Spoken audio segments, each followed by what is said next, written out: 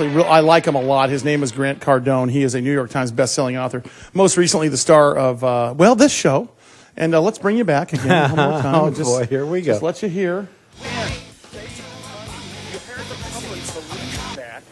And then they start saving everything. Not just their money, but their energy, their resources, their creativity, the contacts, the mail, squirming right now. The phone calls. I mean, don't turn the lights out here. Ah, boy. I give you Grant Cardone. Grant, how are you, brother? Hey, like I was saying. Okay? Meanwhile, listen, man. First of all, I was cut off from you guys. Let me tell you something. First of all, you're a great guest, and I spent a lot of time on your site last night. I spent a fair amount of time on your site the night before. I like everything you have to say, and I just had to give you a hard time about that. So good stuff. And it's nothing that I've done it. It's nothing that a large check to the Challenge Athletes Foundation in my name for the $1 Million Challenge won't cure, Grant. That should work. I want you to tweet about my ride to all of your followers.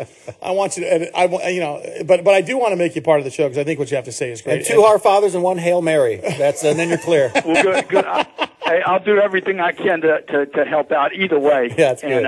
Yeah, good stuff. So listen, I want to bring people back because we were talking about something very interesting, and that's the fact that we are going mad with the loss of jobs and the growing amount of unemployed citizens. Right just today on Market Watch, there was an article right on the front page that says the jobs are the key to the debt cuts. Because the less government programs we have, for the unemployed, the better off it is for all of us. Now, I'm not from that camp. I'm more conservative than that. But I can tell you this: only saving and not taking risk is going to kill us. And I think that's your message, correct? Yeah, exactly. I mean, look, the fear that is inbred into the American public right now is not allowing people to push into the marketplace. And the big players know this. People that are extremely disciplined, the risk takers, the winners, the guys that are going to make it across the finish line and provide their families and their companies with enough survival, which requires abundance, way more than people think it requires. Those guys like to push at these times. And that's what people have to do right now. You have to push through the fear. And what you're being told is don't spend, don't take risk, be conservative. That's not what made this country great, and it will not provide people for the kind of economy, individual economies, that they need in their futures. The interesting part about this thing is that you've got unemployed. You also have folks that are reinventing themselves through education, and what a better time for a small businessman to take some of the skills he's learned over the last several years in business. I say this to the armed forces folks all the time. They've got a unique set of skills. They are young. They don't have enough money to retire yet. They've got enough energy to start something new. What are the first couple steps these guys can take, Grant? Well, I mean, the first thing you got to do is say, hey, what is it I want to do? I think the first thing, even before that, is just quit making excuses. This is no longer, the economy is the problem. You have to drop that excuse. We're 28 months into this. It's going to be bad for another 28 months. So if you keep using that excuse and never wait to pull the trigger, never wait to take a chance, never wait to swing, you're never going to even get on first base. So quit making the excuses. The economy's problematic. It's not the problem. And people need to say, okay, hey, I'm going to go out and make this thing work now. The name of the game today is revenue. So your job is only as dependable as your revenue. This station's only as dependable as your revenue. My company is only as dependable to me and my family as the revenue it can create. So anybody that can go out there and focus on revenue, not just organization and ideas and a business plan and all the stuff they teach you at the big schools. Look, if you can go get revenue, you're going to be fine now. Yeah, it can't just look good on paper.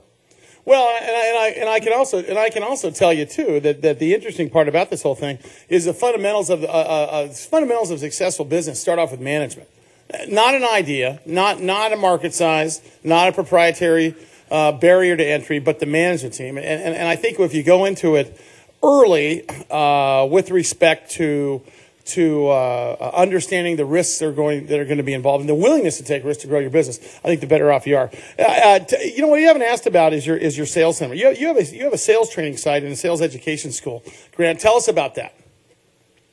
Well, we did basically in the last 28, 29 months since Lehman's collapsed, I started writing books about selling. I've been involved in sales industry and customizing sales programs for companies for over 25 years. But in the last 28 months, when Lehman's collapsed, before you guys cut me off yesterday, I was basically saying, when Lehman's collapsed, everybody on this planet became a salesperson. This is not a new thing for people in India.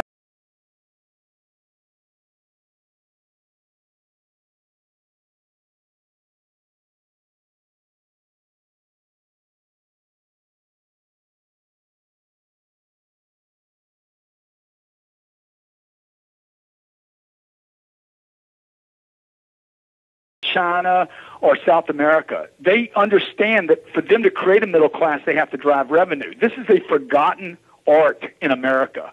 Nobody wants to be a salesperson in this country anymore. Everybody wants to be the CEO. Everybody wants to be a manager. They want to be a dentist, a chiropractor, anything but don't call me a salesman.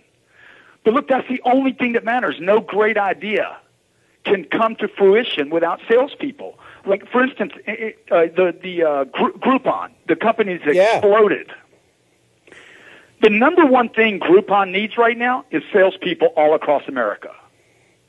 The U.S. postal system is going to blow out 120,000 people. They ought to just sell the thing to UPS or FedEx and let somebody make some money out of the deal. They're going to blow out 120,000 employees. Groupon would hire 100,000 salespeople right this second.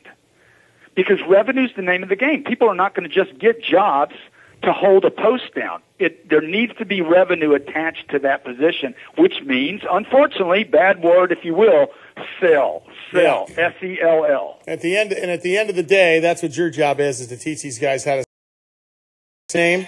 Guys, audience.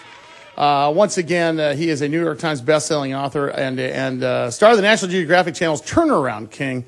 Check around that. He's going to be a regular part of this broadcast team because I think he deserves it. And I'm going to hit him up for big money for Challenge Athletes Foundation too. Grant, thank you, buddy.